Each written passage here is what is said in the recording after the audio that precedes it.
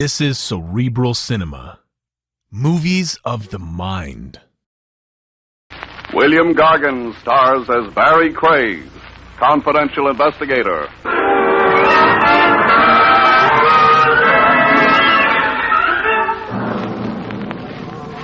There's a big house up the river. It always has the welcome mat out, folks. Just drop in. Any old crime.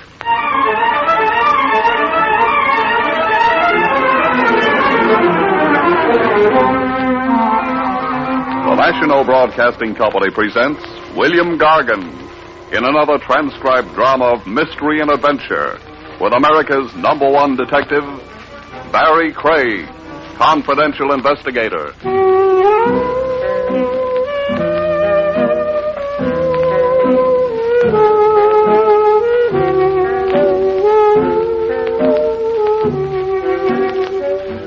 Barrie Craig speaking.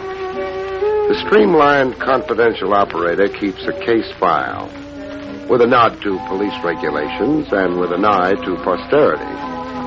A book of memoirs someday, you figure.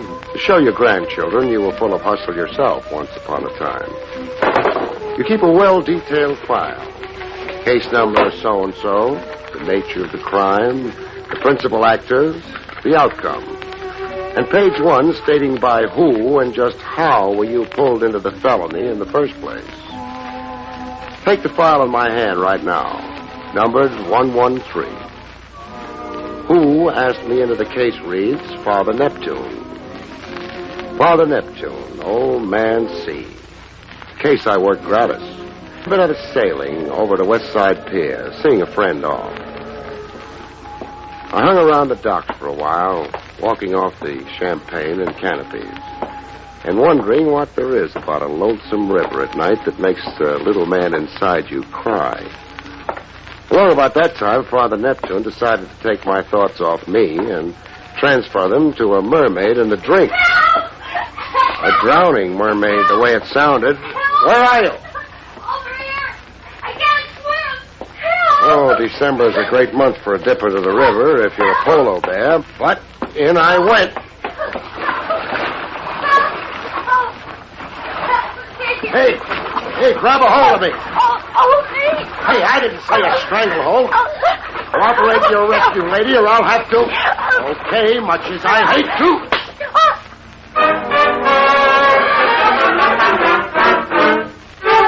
On the pier, it took time to bring her to. I worked her arms, pump handle style, and water sprayed from her like a fountain. She finally came around to join the battle of the sexes. You hit me. To break your stranglehold. It's in the book. What book? How to save hysterics from drowning themselves and the rescuer. Oh, you didn't have to hit me so hard. Oh, my jaw. Feel the welt. Got my brand on it now. B.C. B.C.? Barrie Craig. The initial man's ring I'm wearing left initials on your jaw. You're crazy. And cold. Yeah, me too. Pray it's pneumonia. Well, why that? There's no cure for a cold. So? There's a cure for pneumonia. Penicillin. You are crazy. You want an ambulance? Definitely not. A police wagon? Don't you dare. Then what? Your place? Is that proper? How can I know? We've only just met, Barrie.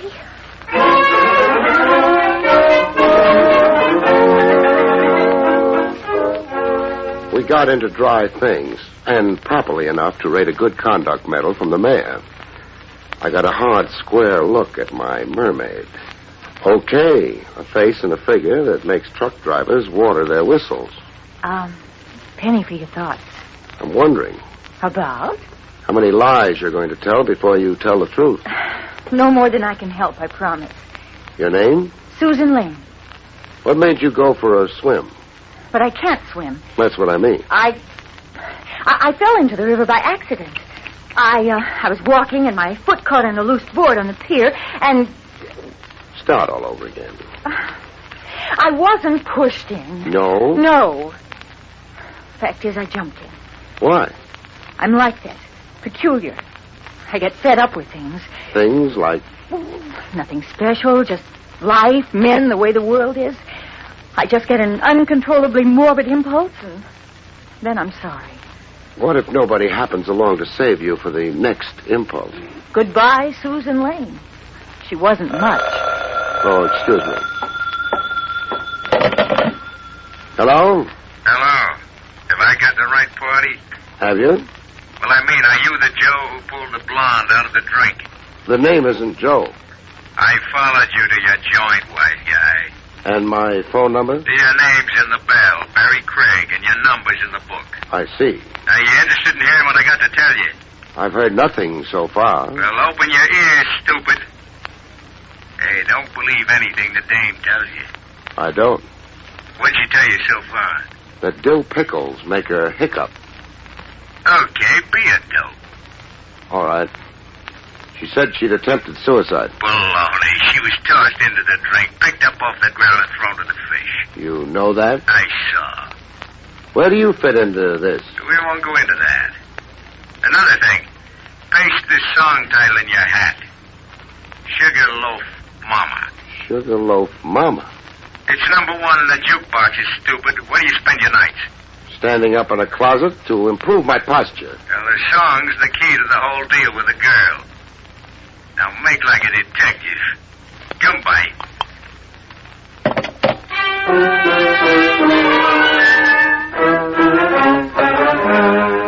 I made like a detective with Susan. All right, I did lie. Somebody attempted my life. Who? He wore a mask. And why? I don't know. Oh, we're sure making progress. I can't tell you what I don't know. I suppose I might as well skip asking, who was with me on the telephone? Skip asking me. The song, Sugarloaf Mama. What about it? It's a huge, popular success. I heard. I work for the music publisher who owns it. I'm his stenographer. The publisher owns it, you say? Did the publisher also write the song? Yes, but that's something now in dispute. Between whom? Mr. Sampson, the publisher, my boss, and a songwriter, Mervyn Marlowe. They're fighting a lawsuit over the song rights, over the profits. And you come in where? I'm a witness for Mr. Sampson. Testifying to what? That my boss never personally received a song submitted by Mervyn Marlowe. That it's our firm policy to return unsolicited manuscripts unopened. Who's telling the truth? Your boss Sampson or this Marlowe? You ask a lot of questions. One of them may be trying to murder you. Yes, I know. Don't you care? Well, do you? What if I do? Then you'll protect me and worry about me. Now, I want to get back into my clothes and go home. Oh, here. Your duds. The radiator steam dried them. Use the kitchen. Thanks. And don't forget this. This? Oh, my ring. Say, it's quite a rock. Don't be fooled. It's only a cheap Mexican diamond. I'd never believe it.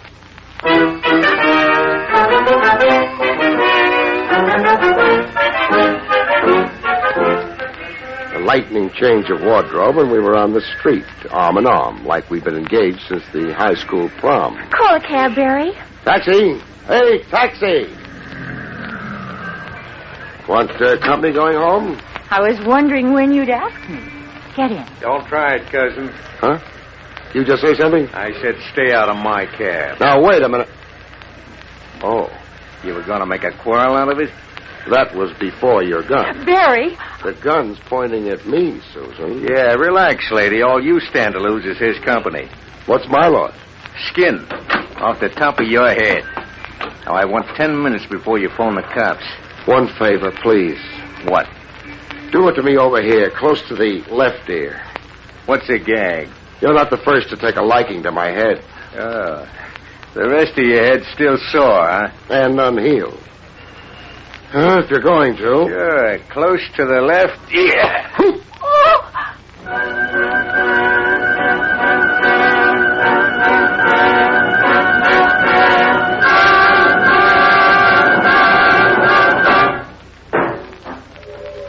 You fall down and you get up. You're still the same guy, except that your legs have aged 10 years and your hat doesn't fit. While looking for a phone booth, I put one and one together.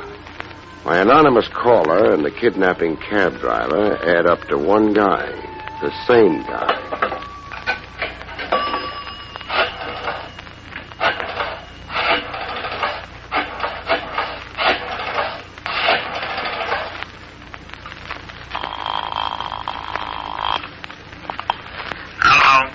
Give me Lieutenant Trav Rogers, please. You've got him, Craig. Oh, your voice is changing, Trav. Should I worry? Over losing a squeaky soprano? Is this an official call, or are you just passing the time? It's official. What about? Mayhem in December. I found a girl and lost her. Sad. I can refer you to a Lonely Hearts Club. A torpedo masquerading as a hacky put the snatch on her. More facts, please. Susan Lane, 5'2", blonde, blue eyes, wrinkled dress that needs ironing. A wrinkled dress. Stop prying into my inner life.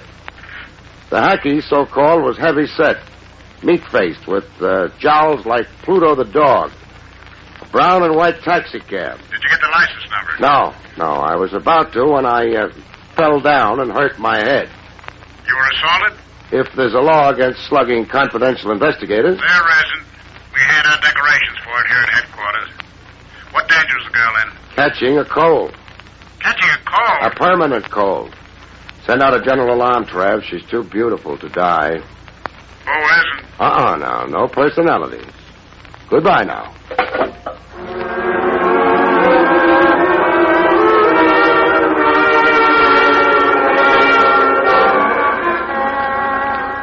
Eli Sampson, music publisher, occupied a building that looked like an inferiority complex. Calcimine streaks for paint, outside windows with the dust of ages on them, and a broken-down staircase that made you feel like a dinosaur walking on eggs. The staircase was going to loom big in my future, as I soon found out. The first warning I had was a shot. Correction, 2 shots, and then a yell from an upper landing. A yell of bloody murder enough to freeze me in my tracks. I stood still automatically in the middle of the staircase, and that was my undoing. What sounded like a stampeding herd was coming smack at me. Him was a wild-eyed maniac who looked like he jumped out of a straitjacket. Out of my way, you. I'd love to oblige, but narrow like the staircase is, it's the bottleneck. I said out of my way. I'll need time to shift to reverse. Let me do it for you.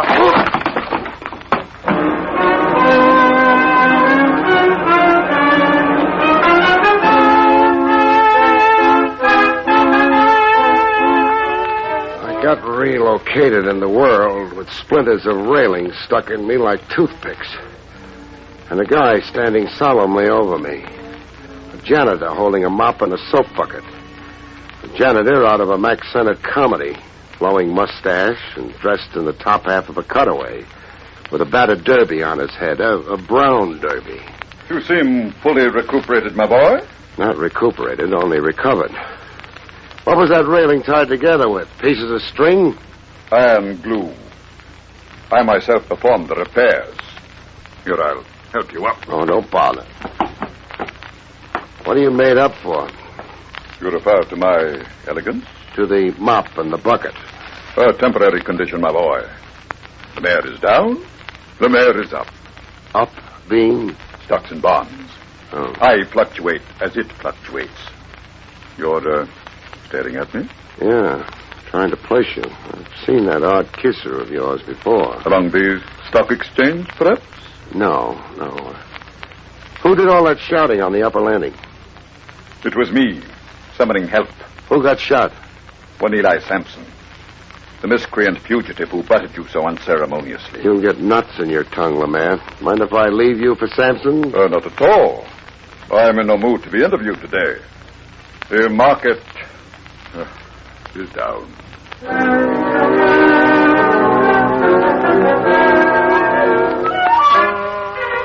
I found Sampson in his office, fluttering his eyelids. How do you feel? Dead. That makes you a talking corpse.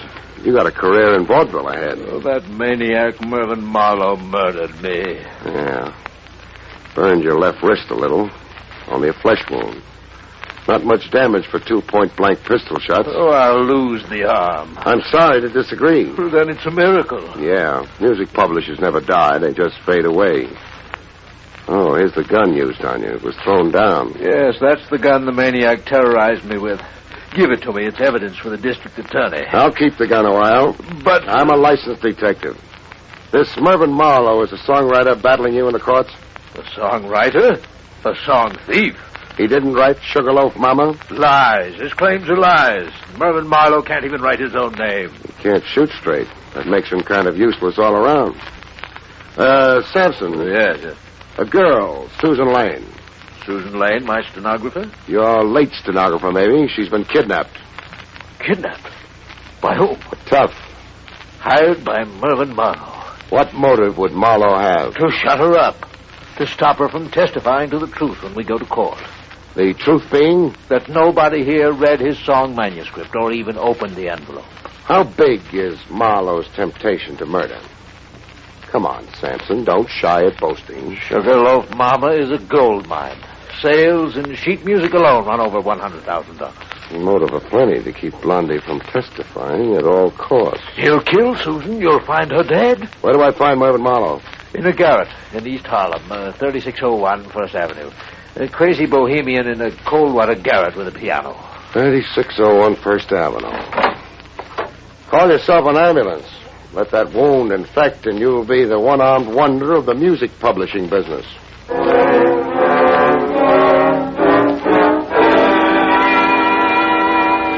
Before quitting the building, I looked up Lemaire, the janitor. I found him in the basement, washing up. Welcome to my humble quarters, my boy. Dry your face. I've got something to discuss. Proceed. You clean the offices as well as the halls? Yes. The mockery of it. Being able to use your master key as you are, you're no doubt well familiar with the contents of the offices? I am, after a fashion, that is. And, after a fashion, also familiar with the contents of desks? Do I detect an innuendo that I snoop? You detect. Base and reprehensible slander, my boy. As of this moment, consider our discussion terminated. This gun. Have you ever seen it before? You've seen it in Sampson's office, maybe? Okay, so we're going to play close mouth. This your locker? I asked, is this your locker? It is. Open it. Why? I want to total up the stamps, scotch, clips, and rubber bands. Your day's haul, man. You dare accuse me of the pettiest of thievery? Yeah, I dare. You see, I placed your odd kisser where I'd seen it before, that is. The south of France, was it? The Rogues Gallery, it was. Weldon Lemaire, alias the Baron. And what's snatching ladies' handbags, if not petty thievery? Shh! Not so loud. I lose face with the building management. Tell me what I want to know. Yes. I have seen this precise pistol before. Where? In Mr. Sampson's desk drawer. The bottom left drawer, if my memory serves.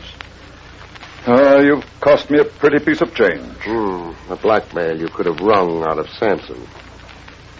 So it's Sampson's own gun, huh? The old reprobate shot himself? The old reprobate sure did.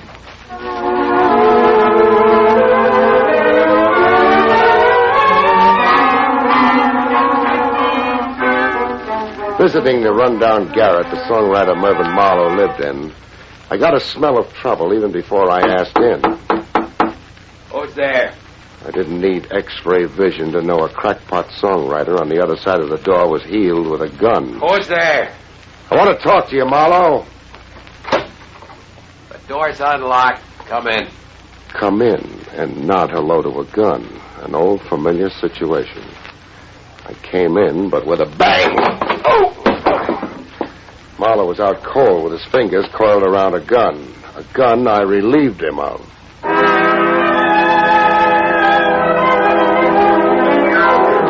He came to, cursing himself. Stand away from the door the next time you invite a fly into the web, sucker. Oh, you dirty You won't make out.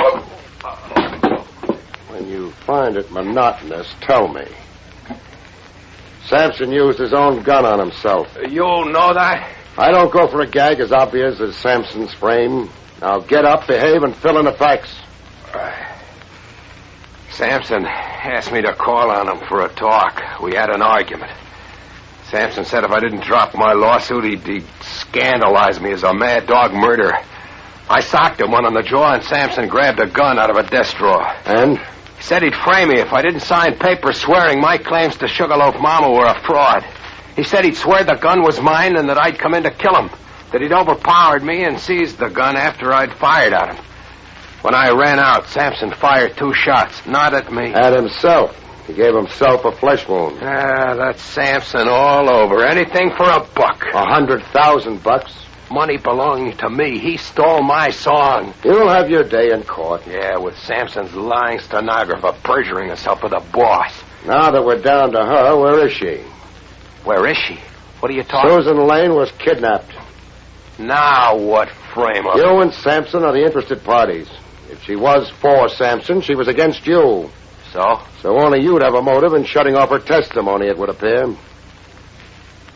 If you arrange the snatch, Marlowe, you're a sucker. Get out from under while you can. Ring off. I had nothing to do with it. How about an attempt on her life on the docks? Nope. You're incapable of it? I'm capable of it, but I didn't do it. You own a hat? Sure, why? Get it. I'm taking you to headquarters. What for? You'll only land on the floor again to protect you against yourself. That wild gleam in your eye belongs under temporary lock and key. I spent years writing a song, picking my brains, days, nights, starving in this filthy, infested hole, so that swindler Sampson... That's just what I mean. The Friday night you're cooking at, you've got to explode. If you're really innocent of anything so far, I want to keep you that way. Walk in front of me.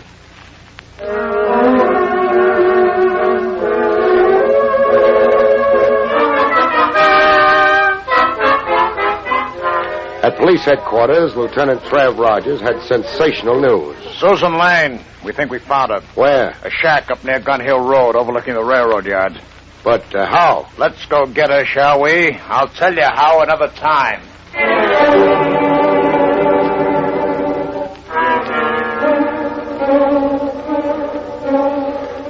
It was Susan Lane on the attic floor of a seedy-looking frame dwelling, trussed hand and foot and dead to the world. She's asleep. Here's how we were tipped to her whereabouts. The telephone? The receiver's off the hook. The girl squirmed enough to roll against it and knock the receiver off. The operator became suspicious and called police? Right. Help me untie her, Trev. I've got a pocket knife. Hey, Susan, wake up. Susan, it's me, Barrie. She seems dopey. An overdose of sedatives, I'd say. See how the pupils of her eyes dilate? Somebody figured that sleep, she couldn't make a disturbance. Where am I? In the arms of the law, baby. I've never seen you this romantic, Craig. I've always had a soft spot for struggling stenographers. Let's all ride downtown now, huh?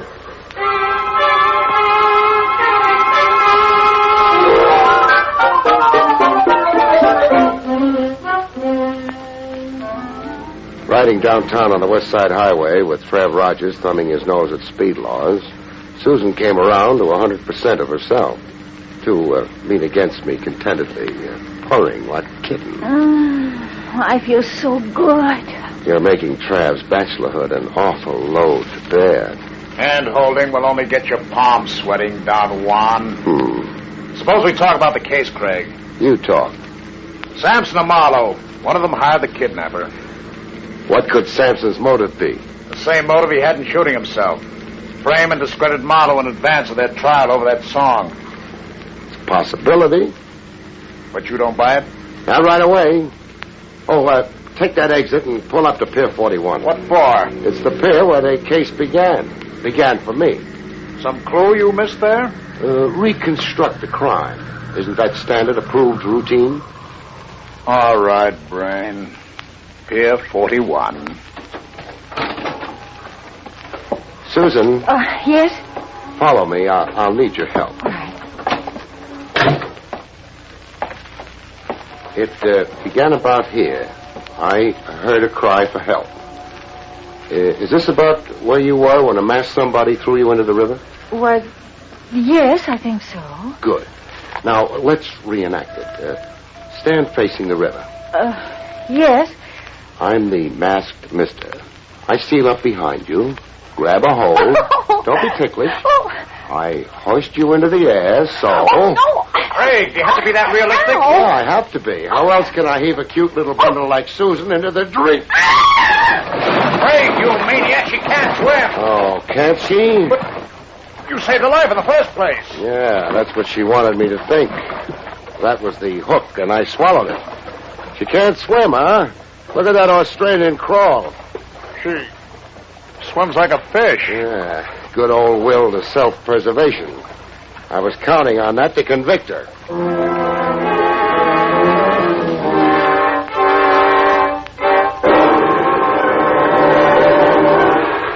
What was her game? Dramatize herself. Big. Make out her life was being attempted. To bleed Sampson for a big slice of those song profits. More than she's already got. Already got. When she climbs back on the pier, gander at a hunk of so-called Mexican jewelry she's wearing.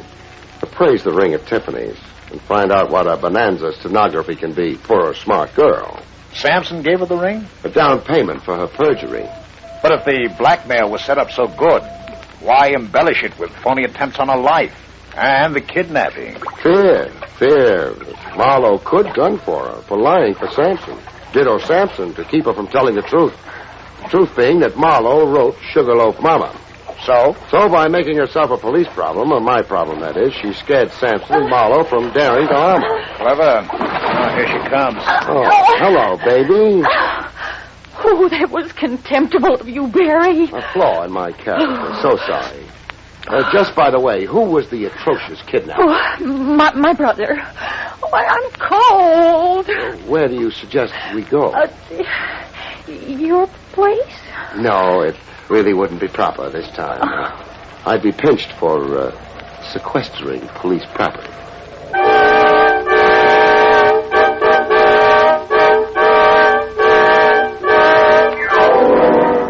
Case solved. Only Trav Rogers didn't let me just walk away from it. At his insistence, I had it dragged down to headquarters to hunt and peck away at a typewriter. How's your detailed police report coming along, Barrie? I'll be a month at it the way I type. Sad. Why are we so suddenly so clerical? Regulations. Section 6, paragraph 4, governing confidential operatives, states... Spare me. But why in such a confounded hurry? Why right away tonight? I've got flight tickets for St. Nick's. Susan Lane's under arrest. Thanks to you. I can't just book her, not without a precise stipulation of charges. Then get me a competent typist. Sorry, they've all gone home. Patience, Barrie. Just put one word after another. All this for a case I worked without a fee yet. Oh, by the way. What? Speaking of fees, the fact is Miss Lane was sporting enough to worry about that. Are you kidding? No, I'm not. She said you were working for her, even though it did boomerang for her. She hates to see you go empty-handed, she says. Sweet of her. Isn't it? Lacking funds, she gave you her dearest possession, her finest jewel, this ring. Say, why, Trev, the rock's worth 5 G's if it's a penny. I'm sure. And now, if you'll hand it back. Hand it back? What for? Regulations governing extorted property.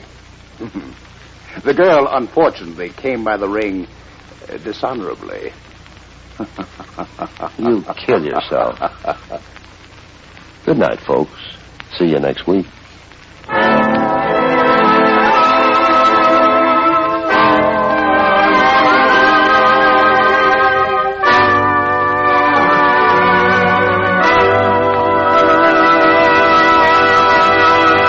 You have been listening to William Gargan in another exciting transcribed mystery drama from the adventures of Barrie Craig, confidential investigator. Tonight's story, Song of Death, was written by John Robert. Next week, it's the strange story titled Death of a Private Eye, about which Barrie Craig has this to say. Next week, I'm hired to help a man pay a visit, but discover instead that my client has a visitor first. That visitor being death. See you next week, folks.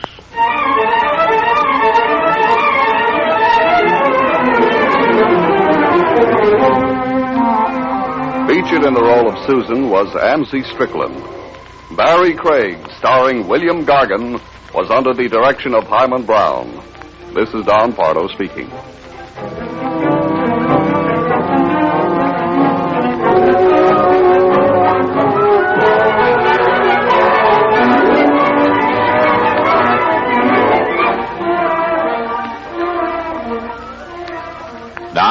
Enjoy Meredith Wilson's Music Room on NBC.